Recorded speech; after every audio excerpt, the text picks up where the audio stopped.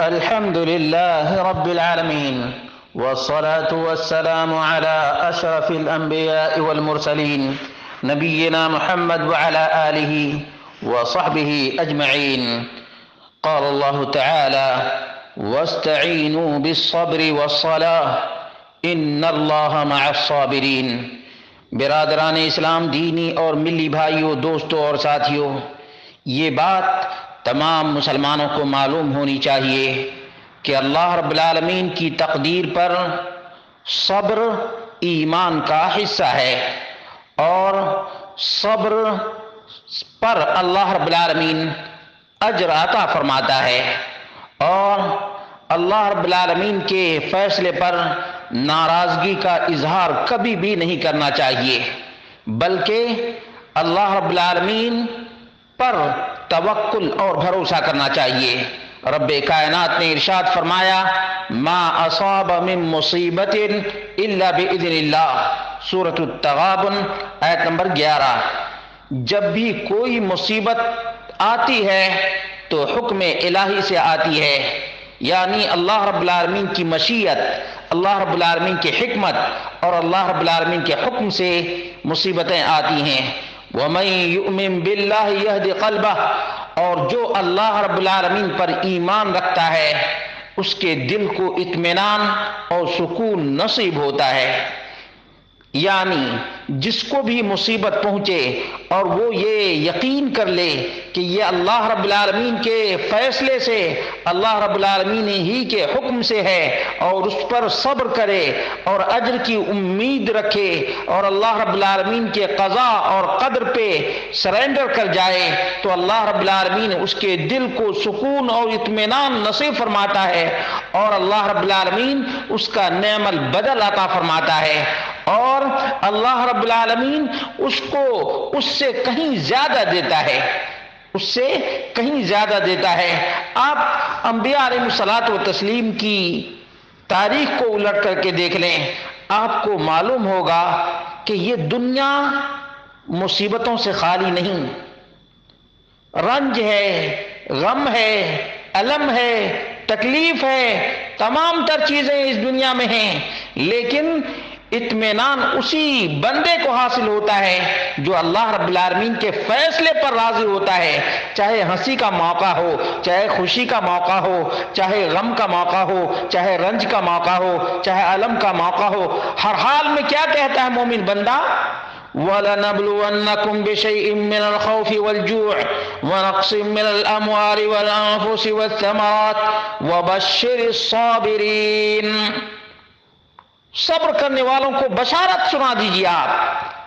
الذین اذا اصابتهم مصیبہ قالوا انا للہ وانا الیہ راجعون.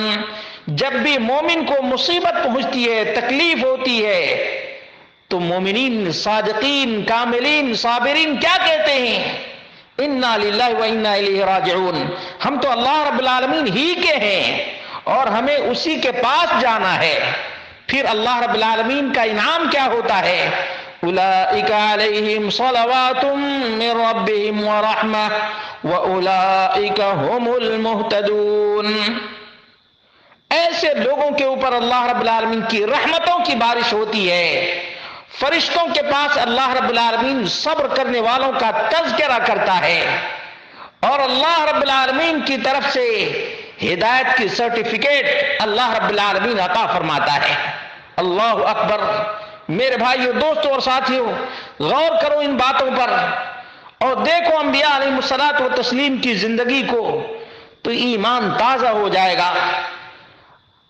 اللہ کے نبی اور اللہ کے رسول یہ اسوہ ہیں، قدوہ ہیں، اور ان کے اوپر بھی مصیبتیں آئیں تو انہوں نے کبھی بھی مایوسی کا اظہار نہیں کیا.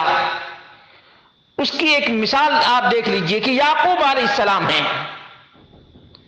یعقوب علیہ الصلوۃ والتسلیم کے بیٹے یوسف،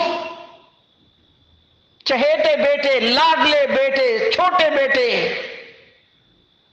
آنکھوں سے اوجھل کر دیے گئے،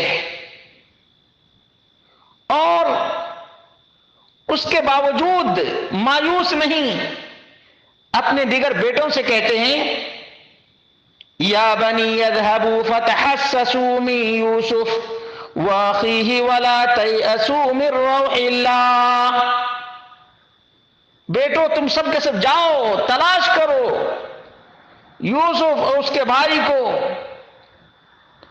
اللہ رب العالمین کی رحمت سے مایوس نہ ہو، انہ لا ییأس من روح اللہ الا القوم الکافرون۔ اللہ اکبر، اس کا انعام کیا ملا جانتے؟ اللہ رب العالمین نے صبر کا اجر دیا اور پورے کو جمع کر دیا، جبکہ جدائی کے ایام بہت ہی لمبے ہو چکے تھے۔ اور ایوب علیہ الصلوۃ والتسلیم ہی کو آپ دیکھ لیں، بیماری ہی بیماری ہے، اس کے باوجود رب کائنات سے التجا اور فریاد کرتے ہیں، مایوس نہیں ہوتے۔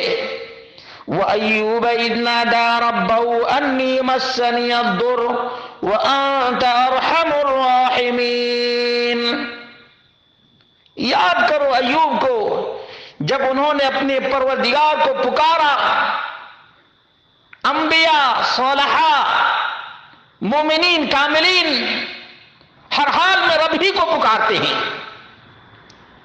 نہ دائیں جھانکتے ہیں نہ بائیں جھانکتے ہیں، رب کائنات کے در کے بھکاری بن جاتے ہیں۔ انی مسنی الضر وانت ارحم الراحمین، وسیلہ اللہ رب العالمین کی رحمت کا ہے، وانت ارحم الراحمین۔ دعا ہمیں بھی ایسی ہی کرنی چاہیے، ہمیں بھی ایسی ہی دعا کرنی چاہیے۔ اللہ رب العالمین نے ایوب کی دعا قبول کر لی اور بشارت آئی، فاستجبنا له فکشفنا ما به من ضر وآتيناه أهله ومثلهم معهم رحمة من عندنا وذكرى للعابدين۔ اللہ اکبر، ایسے دعائیں سنتا ہے اللہ رب العالمین۔